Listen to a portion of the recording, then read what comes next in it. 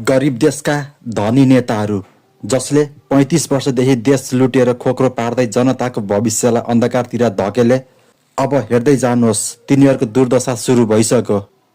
एकपटक यो भिडियो हेर्नुहोस्।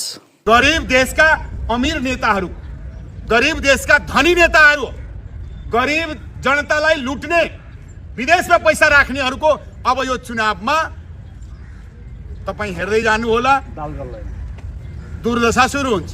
एकपटक यो भिडियो पनि हेर्नुहोस्। ठोक्ने हो ठोक्ने गाउँ गाउँमा जति छन् हजुर गाउँमा जस्तो नि माओवादी कम्युनिस्ट काङ्ग्रेस हजुर यिनलाई ठोकेपछि प्रचार हुन्छ। यो फलाना गाउँमा पिड्तिए यिनलाई हजुर। भने यो गर्न पर्छ के हो गर्ने हो अब त घन्टी सियोर छ। हजुर हो यति काम त गर्नै पर्छ। यो बुवाले एकदमै सही कुरा गर्नुभएको छ। यिनीहरूलाई एकदम मजाले ठटाउनुपर्छ। जेन्जी आन्दोलनमा जसरी जेन्जीहरूले चाहिँ शेरबहादुर देउवालाई पुलिसहरूलाई ठटाएका थिए त्यस्तै गरी यी नेताहरूलाई पनि, यी चोर भ्रष्ट नेताहरूलाई पनि त्यस्तै गरी ठटाउनुपर्छ।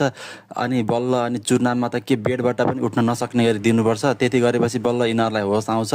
यिनीहरूले देश लुटिसके भन्ने कुरा त अब जनताहरूलाई थाहा भइसकेको छ। आशा छ अब जनताहरूले यिनै एमाले काङ्ग्रेस र माओवादीलाई चाहिँ भोट पक्कै पनि दिने छैन। मासु भात खाए पनि भोट चाहिँ यिनीहरूले रासोपालाई नै दिन्छन् भन्ने कुरामा यसपालि अलि विश्वस्त छौँ।